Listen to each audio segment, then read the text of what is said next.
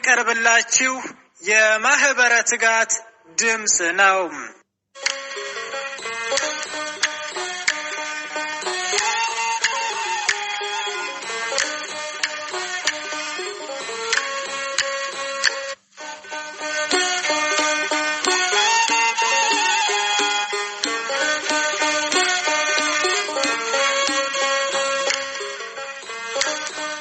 በስመ አብ ወወልድ ወመንፈስ ቅዱስ አሐዱ አምላክ አሜን። ግንቦት 21 እመቤታችን በደብረ ምጥማቅ በምትባል ቦታ በወርቅ ወንበር ላይ ተቀምጣ ለ4 ቀን የታየችበት ቀን ነው። ይህም በዓል ከእመቤታችን 33ቱ በዓላት አንዱ ነው። በዚህ ቀን ግብጽ ደብረ ምጥማቅ በምትባል ቦታ በተሰራች ቤተ ክርስቲያን እመቤታችን ጻድቃንን መላእክትን አስከትላ ትገለጽላቸው ነበር። እስላምም ክርስቲያንም በግልጽ ይመለከቷት ነበር። ሰላም ጤና ይስጥልን ውድ አድማጮቻችን፣ ትጋት የአባ ዮሐንስ የመንፈስ ቅዱስ ፍሬዎች እንደምን ሰነበታችሁ? የእግዚአብሔር ሰላም በያለንበት ከሁላችን ጋር ይሁን፣ አሜን። ይህ በዕለተ ረቡዕ ተዘጋጅቶ ወደ እናንተ የሚቀርብላችሁ መንፈሳዊ የዜና መርሃ ግብራችን ነው። በዛሬው የዜና ሀተታችን ግንቦት 21 ደብረ ምጥማቅ በሚል ይዘንላችሁ ቀርበናል። ከዜናው ጋር አብረናችሁ ቆይታ የምናደርገው እኔም ወንድማችሁ ወልደ ሰንበትና እህታችን ሕይወት ወለተ ጊዮርጊስ በጋራ በመሆን ነው። እስከ መርሃ ግብራችን ፍጻሜ አብራችሁ እንድትቆዩ እየጋበዝኩ እኔ ወደ ዝርዝር ዜናው አልፋለሁ። ነቢየ እግዚአብሔር ዳዊት የምድር ባለጠጎች አሕዛብ ሁሉ በፊትሽ ይማለላሉ በማለት ትንቢትን እንደተናገረላት ብዙዎች ቅዱሳን ቅድስት ድንግል ማርያም ተገልጻላቸው ለማየት ተመኝተዋል። ልመናቸው ተሰምቶላቸው የአምላክ እናት ተገልጻላቸው እጅግ አስደናቂ ውበቷን አይተዋል። የምድር ባለጸጎች አሕዛብ ሁሉ በፊትሽ ይማለላሉ የሚል ሲሆን ትርጉሙም የሚከተሉትን ዋና ዋና ነጥቦች ያካትታል። የክብር መገለጫ ንጉሡ የአብ ልጅ ክርስቶስ እና ንግሥቲቱ ቤተ ክርስቲያን ቅድስት ድንግል ማርያም ያላቸውን መንፈሳዊ ልዕልና ያሳያል። ስግደትና መገዛት የምድር ነገሥታትና ባለጠጎች ዓላማዊ ትዕቢታቸውን ትተው ለዚህ ክብር እንደሚሰግዱና ጸጋን እንደሚለምኑ እንደሚማለሉ ያመለክታል። በኦርቶዶክስ ተዋሕዶ ቤተ ክርስቲያን ትርጓሜ መሠረት ይህ ክፍል በምሳሌነት ክርስቶስና ቤተ ክርስቲያንን እንዲሁም የድንግል ማርያምን ክብር ለመግለጽ በብሉይ ኪዳን የተነገረ ትንቢት ነው። ከእነዚህ ውስጥ በደብረ ምጥማቅ የነበሩ ምዕመናን፣ ሌሎችም ብዙዎች ንጹሐን ክርስቲያኖች ይገኙበታል።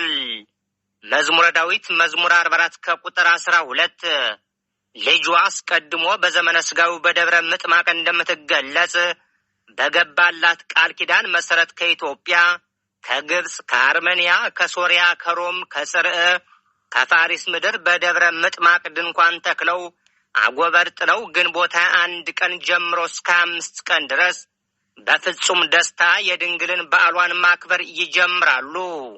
እመቤታችን ግንቦት 21 እስከ 25 ያለማቋረጥ ከመላእክት፣ ከሊቃነ መላእክት፣ ከነቢያት፣ ከሐዋርያት፣ ከጻድቃን፣ ከሰማዕታት፣ ከደናግልና ከመነኮሳት ጋራ ሆና ትገለጽላቸው ነበር።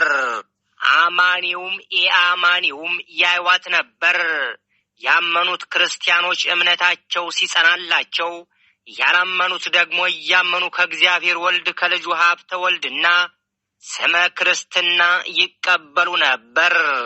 በጉልላቱ ላይ ስትገለጽ በውስጥ በአፍአ በነፍስ በሥጋ ንጽሕት የሆነችው የቅድስት ድንግል ማርያም የፊቷ ውበትና ብርሃን እጅግ ድንቅ ነበርና ካህናቱ ሕዝቡም ሁሉ ልክ እንደ ኤልሳቤጥ የጌታችን እናት ለእኛ ትገለጭ ዘንድ እኛ ምንድነን እያሉ ይጮኹ ነበር።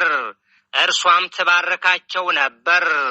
የእመቤታችን ፍቅር በእጅጉ የበዛለት አባ ጽጌ ድንግልም በደብረ ምጥማቅ በታላቅ ክብር ተገልጻ ለምእመናን የታየችው የአምላክ እናት ለእርሱም ትገለጽለት ዘንድ በማኅሌተ ጽጌ መጽሐፉ ላይ የፊትሽን መልክ ያይ ዘንድ የሞተ ሰው እስኪነሳ ድረስ በደብረ ምጥማቅ ለ5 ቀናት ያህል በተገለጽሽ ጊዜ ማርያም ምን ያህል ደስ ታሰኝ ኑሯል። በቀን የታየው የፍቅርሽ አበባ ይቅርና ሌሊት በሕልሙ ያየሽ ምስጉን ነው በማለት ተማጽኗታል። የእመቤታችን ታማኝ ወዳጅ አባ ጽጌ ድንግል በተመስጦ በመሆን እጅግ ድንቅ የሆነችውን የአምላክን እናት ስዕል ካየ በኋላ ይህንን የምስጋና ቃላት ለእርሷ ያቀርባል። ማርያም ስልሽ በዓለም እንዲህ የምታበራ ከሆነ በሰማይ የፊትሽ መልክ ምን ያምር! አንቺን ከማየት የሚገኘውን ደስታ ጠግብ ዘንድ በሕልም ተገለጭልኝ፣ ዝናብ ሊያጠፋው የማይችለው የፍቅርሽ እሳት አንድዶኛልና ብሏል። ሊቁ አባ ጊዮርጊስ ዘጋስጫም ይህንን መገለጧን በእንዚራ ስብሐት መጽሐፉ ላይ ንግሥት ወይ ነገሥታት ለአንቺ ያገለግላሉ፣ ነገሥታትም አንቺን ያመሰግናሉ፣ አንቺንም ያሞግሳሉ፣ ለስምሽም ያጎነብሳሉ፣ ለአንቺ የጸጋ ስግደትን ይሰግዳሉ፣ ለክብርሽም ምስጋናን እያቀርባሉ። ጢሮስና ሲኖዳ፣ የግብፅና የኢትዮጵያ ሰዎች፣ ፊንቄና ሮሚያ፣ ማሮንና አርማንያ በወጋገንሽ ውበት ደስ ይሰኛሉ፣ በደም ግባትሽም እሰይ ይላሉ በማለት ገልጦታል። ልቡናቸው በእጅጉ የበራላቸው አሁን እንዳለንበት ዘመን የቃላትም የምስጋናም ድርቅ ያላገኛቸው በሚስጥር ባህር የዋኙ ቀደምት ሊቃውንት ስለ አምላክ እናት ውበት አምልተው አስፍተው ጽፈዋል። የቆጵሮሱ ሊቀ ጳጳስ ቅዱስ ኤጲፋንዮስም እመቤታችን በሁሉም እርምጃዎቿ ጎበዝና የተከበረች ነበረች። የምትናገረው በጣም ጥቂት ሲሆን እርሱም ለማድረግ አስፈላጊ በሚሆንበት ብቻ ነበር። በጣም ዝግጁ ሆና የምትሰማና በቀላሉ ንግግር ለማድረግ የምትችል ናት። ለእያንዳንዱ ሰው አክብሮትና ክብር ሰላምታ ትሰጣለች። ቁመቷ መካከለኛ ነው። አንዳንዶች ግን ቁመቷ ከፍ ያለ እንደነበር ይናገራሉ። ከእያንዳንዱ ሰው ጋር ያለምንም ፍርሃት በግልጽነት ያለምንም ሳቅና መጫጫ ትናገራለች። በተለይ ፈጽማ ለቁጣ የምትጋበዝ አልነበረችም። መልኳ እንደደረሰ የስንዴ አዝመራ ያማረ፣ ጸጉሯ ቀይማ ነው። ዓይኖቿ ብሩሃትና የዋህ የሆኑ፣ ቀለማቸው ፈዘዝ ያለ ቡናማ ሆኖ የዓይኖቿ ብሌኖች የዘይት አረንጓዴ ይመስላል። የዓይኖቿ ቅንድብ ሽፋሽፍት ከፊል ክብና ደማቅ ጥቁር ናቸው። አፍንጫዋ ረዥም፣ ከንፈሮቿ ቀይና ምልኡ ሲሆኑ በቃሎቿ ጣፋጭነት የተመላባቸው ነበሩ።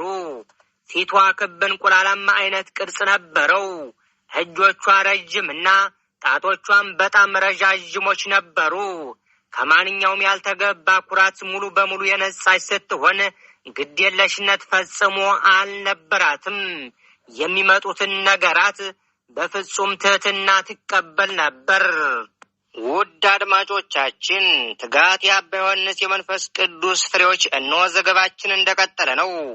ቀጣዩን ዘገባ እህታችን ሕይወት ወለተ ጊዮርጊስ ታቀርብልናለች። በድጋሚ አብራችሁን ቆዩ።